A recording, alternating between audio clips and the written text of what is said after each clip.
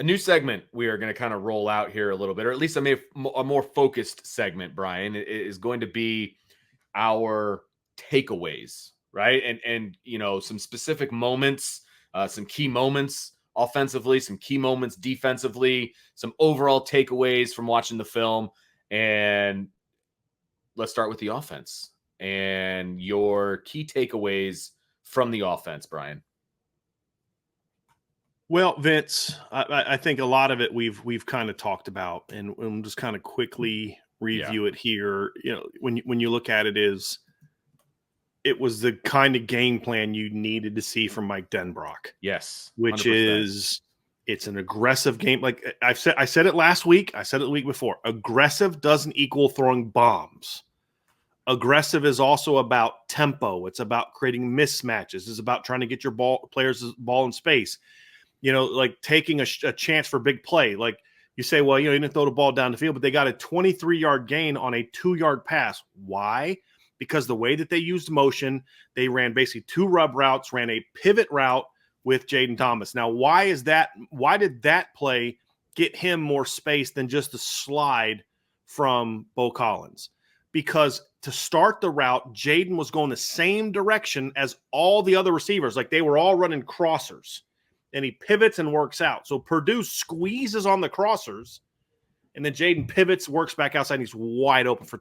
That's an aggressive play because we're going to manipulate you, and we're trying to get a big play as an offense. Not every big play in the passing game is designed to be a bomb. Right. Now, Does the vertical passing game need to get better? Do we need to see some of those shots? Yes, especially against better teams with better athletes.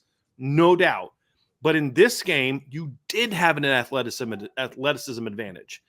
And so do things to get your guys the ball in space. That was great to see. We talked about, hey, why don't you do more to get Jeremiah and Jadarian the ball, including in the pass game? Again, check.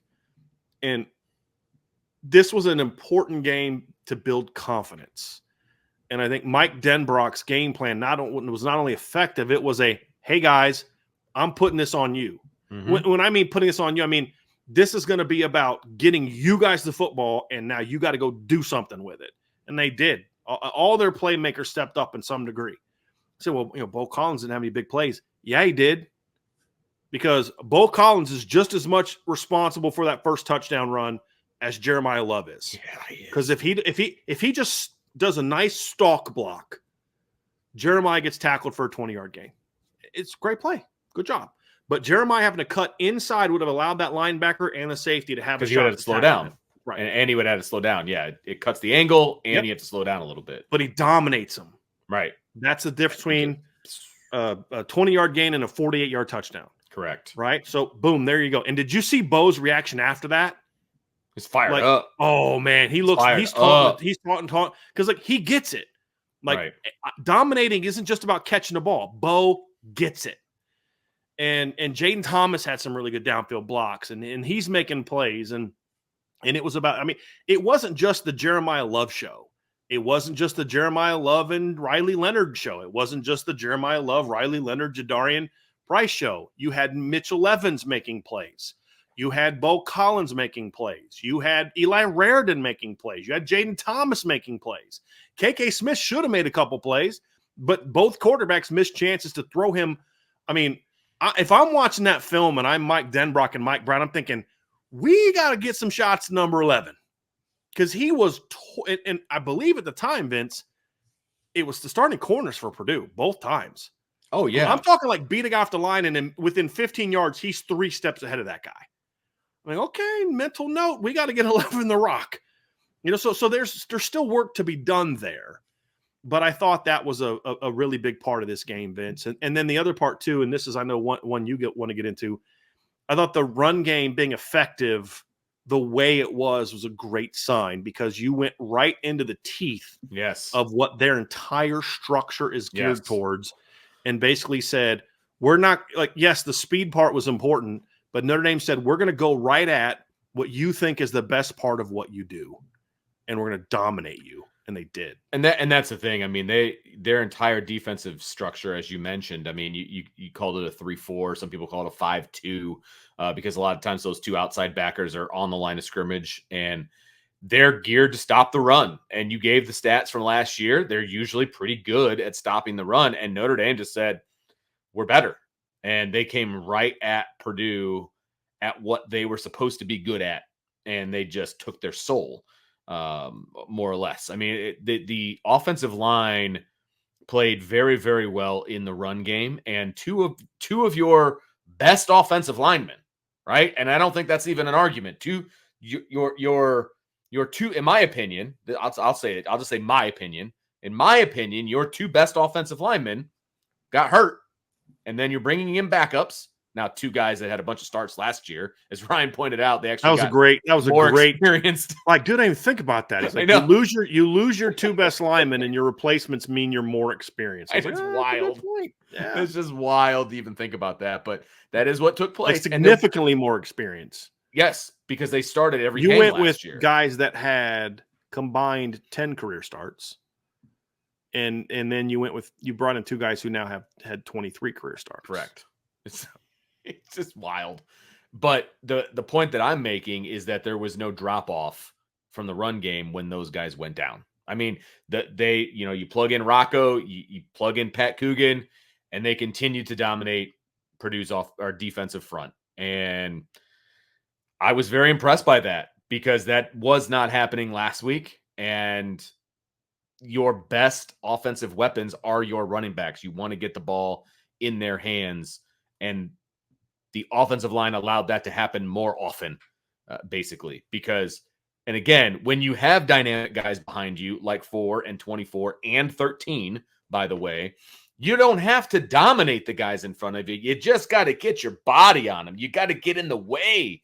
They didn't just get in the way. They dominated at times. There were times where they just got in the way, and then your backs make plays and they make moves and they do it because that's all they need to happen. And that's what continued to happen. And so I was very impressed with the run game and what they were able to do with the offensive line, even losing your two best offensive linemen. There was no drop off. And so kudos to Coach Rudolph and the way, at least the mentality that these guys are playing with. The mentality that they're playing with is they're going to fight until the echo of the whistle. And I love that. I love that from an offensive line. And hopefully that can continue, and they'll continue to get better as they continue to get more experience, et cetera, et cetera. That's what you hope. Would you say that all the issues they had on Saturday were technical? Oh, absolutely. And like there was one time Emil Wagner got beat real bad because he hits a guy and he goes very level to the front of his shoulder. And the guy just throws him and go. Like, that's a technical thing, because when Emil came and hit guys high on the shoulder, they were toast. And when I mean high, I mean like front, like low, high. Not high here, but like instead of hitting on the front side, you hit them on more square, because then they can't work over top of you. And that's a technical thing, right? It's a technical thing. It's not a, gee, you're not playing hard. I thought as a group, I mean, and like there's things Rocco has to do a better job of. He would hit people and kind of get tall and not move. He was physical.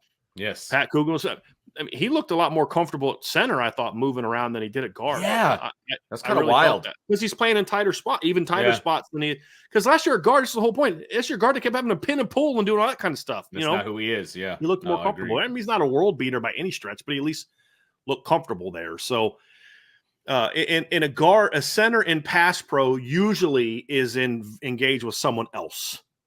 And that was a big issue for Pat. Where a guard a lot more often will be, because if the center's helping the other guard, you're solo. Yeah. Where the center's usually helping somebody. Yeah, usually doubling. Yeah, Vince. I mean, and then obviously with Notre Dame, they use their speed to there's a couple times I thought against a more athletic defense that might only be a 5-yard gain instead of a 20-yard gain. Sure. But the 48-yard touchdown's probably at least a 25-yard gain against an elite defense. But here's to your point, I'm okay with that. Yeah. Because when you have backs like Notre Dame does, sometimes those 5, boom, 50. Right. Well, we saw that against Texas A&M, right? But like that's kind of my point, is like maybe that's not a 48-yard touchdown against a more elite defense because that corner's not getting driven out. Maybe that linebacker's fast enough to at least finally get to Jeremiah with an angle after 25 yards. Right, exactly. But it's still a big play. Yes. Jadarian's touchdown, I don't know if that get stopped against a better team. I mean, in that situation where they're playing off and he just gets in space, it's like, I mean, A&M couldn't handle him in space twice. You know, I mean, this is kind of who they are, but your line has to get them there. And the way they played against Louisville last year, Duke last year, Clemson in the second half. I mean, there's games last year where like they're not getting to the second level. Right. You know what I mean? It's just like this year they're doing a better job of that, man. But there's the thing is, when you break down the game, there's a lot to clean up. Like there's one time that they logged it, and then the penalty, I think it was Knapp logged the edge. It might have been the touch, and then Knapp doesn't read it correctly and just slams up in the line instead of following him outside. Didn't matter because Jeremiah just outran their linebacker. Right. Well, most teams aren't going to have a slow 250-pound middle linebacker. Maybe they make it, but I don't know a lot of linebackers that are going to have a step behind Jeremiah Love and catch him to the sideline. I don't see that. So right. So the point is, a lot of this translates to other teams, and you've now told people like you can't condense your box against Notre Dame, because if you condense your box against Notre Dame, they will gash you out. They will beat you outside. Yep. And with Riley Leonard also getting his RPO game going a little bit on Saturday, that also adds to like they brought one corner fire.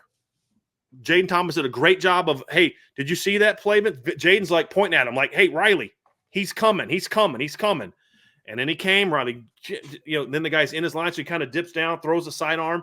Yeah. Jaden makes a catch and gains 13 yards. Like, right. Okay, now we can't even do that or they're going to burn us. Okay, so fine.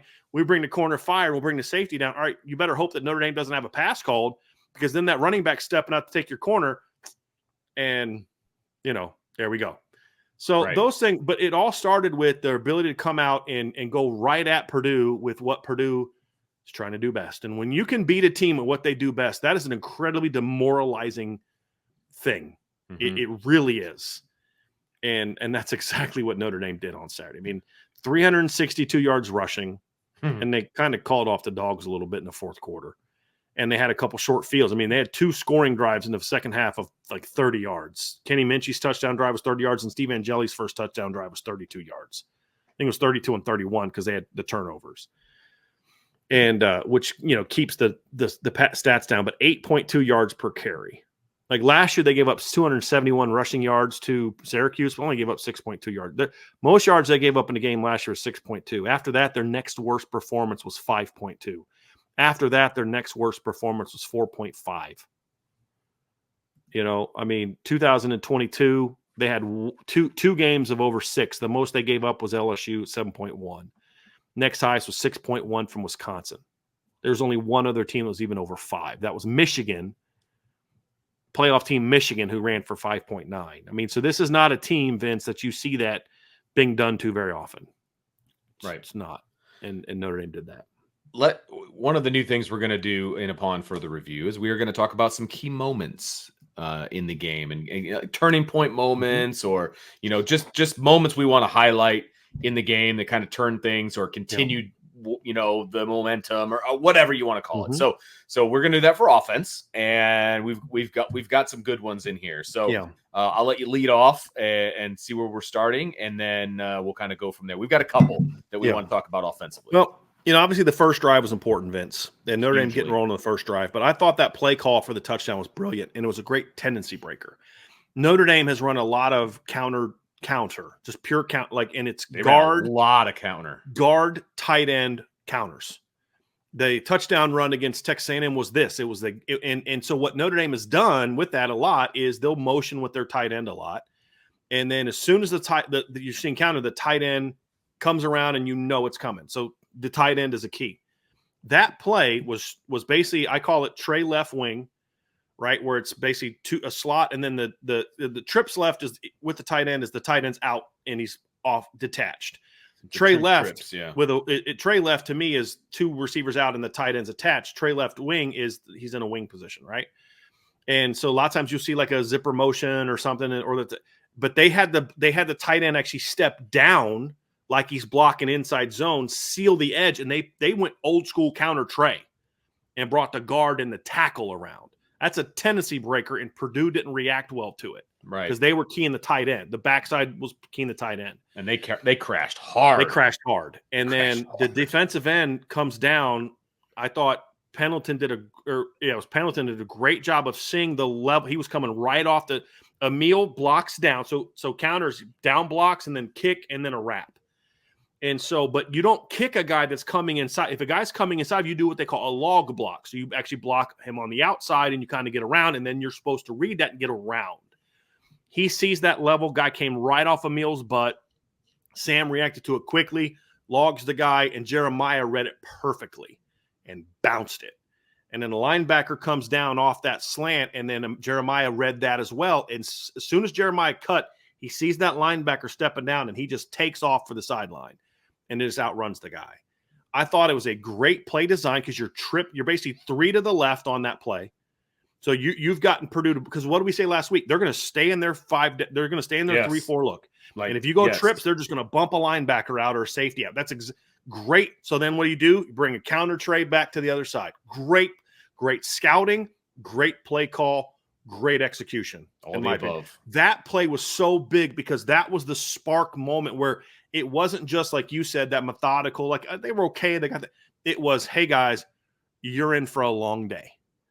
And so I loved the play calling. I loved the play design. Right. I love the mix up where you're not doing your normal counter. You're now doing your counter. You're going old school Redskins, Hogs, guard, tackle, counter tray, right? Counter tray back in the day is counter with tackle tray, right? Mm-hmm. And you're bringing that around. So man, I thought that was beautiful to see. Beautiful to see. That was my kind of key moment number one, Vince. No doubt about it.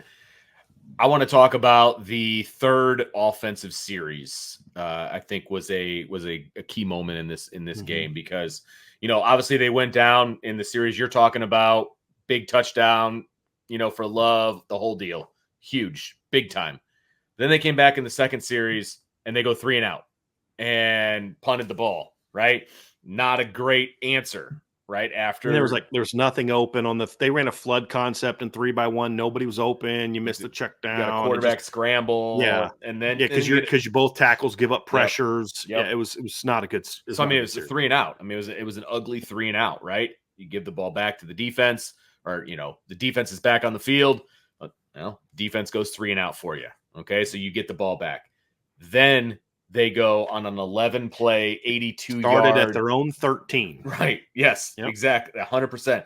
So, it was on their own 18, and then they get a flag for a delay, like right off the bat, which I'm not going to lie, it kind of ticked me off. I hate when they get a delay game out of a timeout, essentially, which is exactly what happened. Yeah. And so they're automatically in 1st and 15 on the 13-yard line. Which, that kind of pissed me off. Yeah, I hate that. So I can't even tell you how much I hate when that kind of a thing happens. But hey, whatever. Here's what also made that drive huge. On the first play, Leonard runs the ball for 6 yards. Which I thought was important, by the way, and was another just kind of example of a tendency breaker. They ran zip motion they ran trips to the left, had Jaden Thomas go on a zipper motion, which means he comes in and out, which so far in that game meant we're running to that.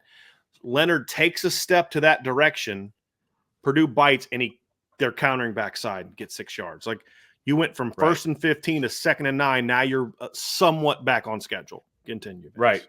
And then Love hits another big run for 21 yards. And that's the play where Billy Schrouth goes out.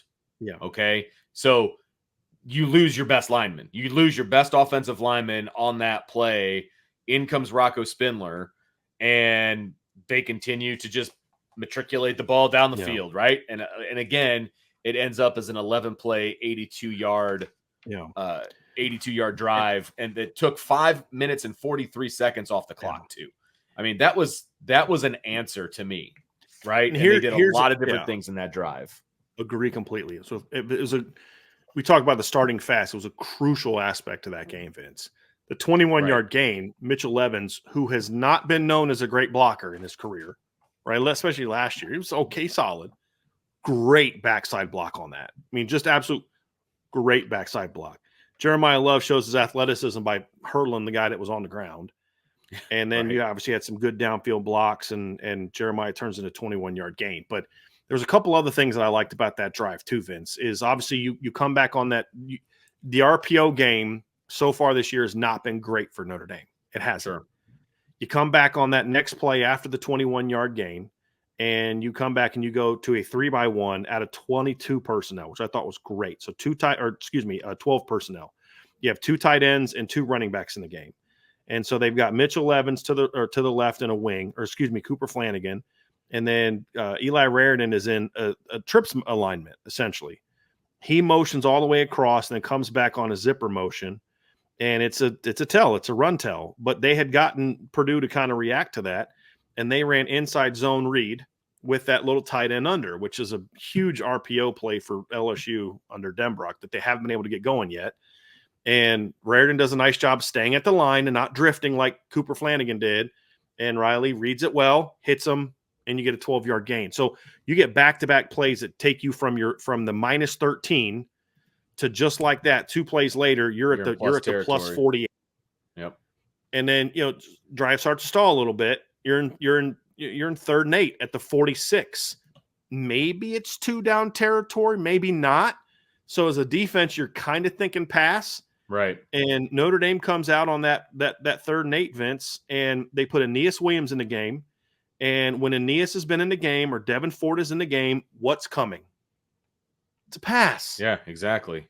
And so what do? They run a quick inside zone hitter right up in there, which tells me they were in 2 down territory, which I loved the aggressiveness. I agree with that completely. I was just going to bring that up. Brought a blitz, Vince. They actually had 6 in the box, but the offensive line completely washed it down, and Aeneas did a great job of staying right on the butt of Anthony Knapp.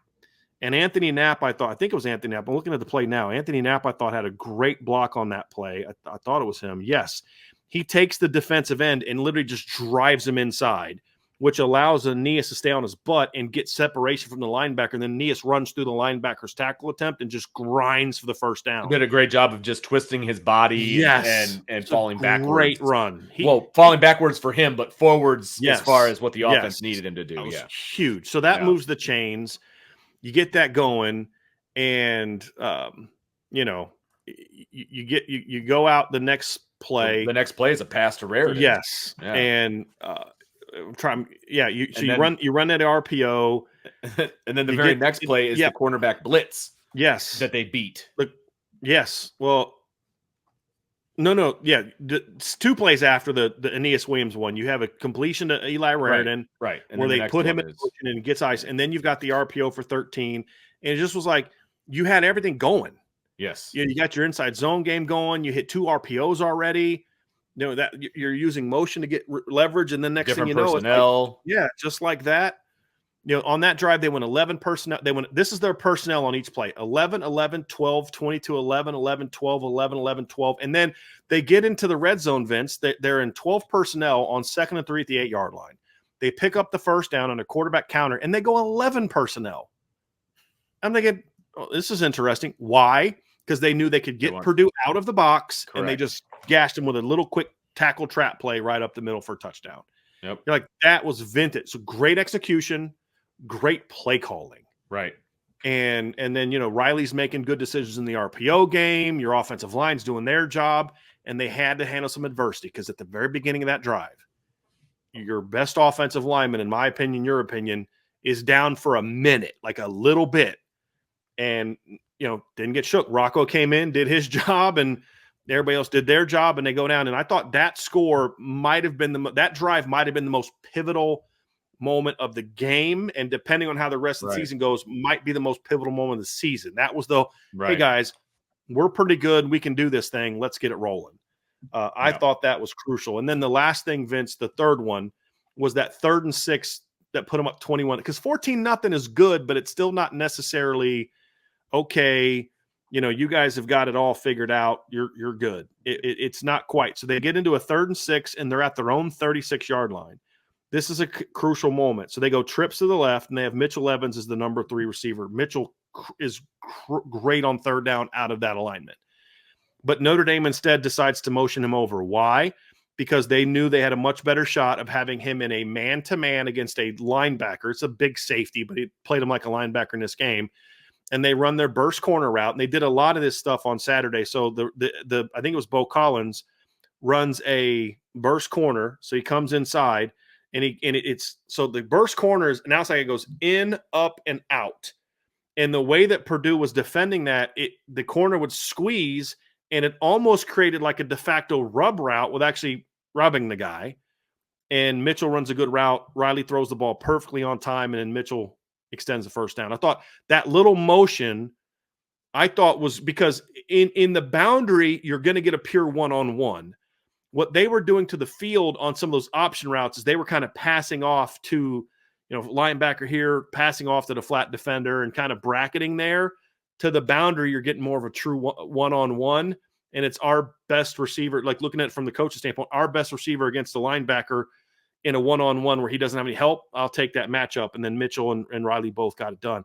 I thought that play was the final kind of nail in the coffin, because after that, it was like, okay, now it's first down, and Notre Dame goes 14-yard jet sweep, 10 yards on a wrap play, and then 2 plays later, Riley Leonard's taking it in from 34. From 34, just running dudes over. And I mean, that was as he was running down the sideline, he's just taking their will at that point. You know what I mean? They couldn't tackle him, they couldn't do anything.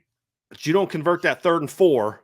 You're now punting the ball back to Purdue, and you've given them a little bit of life. Agreed. You're punting from your own 30-something, 40-something. And they're like, hey, guys, yeah, we've played terrible, but we're not out of this. We get 1 score, and it's a ball game again. Game, yeah. You convert that 3rd down and then finish the drive off. That was a huge moment that really put that game away. I mean, the game was over at that point in time. You give this Notre Dame defense a 21-point lead. I don't care who you're playing. Yeah. I don't care if they're playing Georgia, Bama. You give this defense a 3-touchdown lead, it's over. Agreed. So those are kind of my key moments in the game.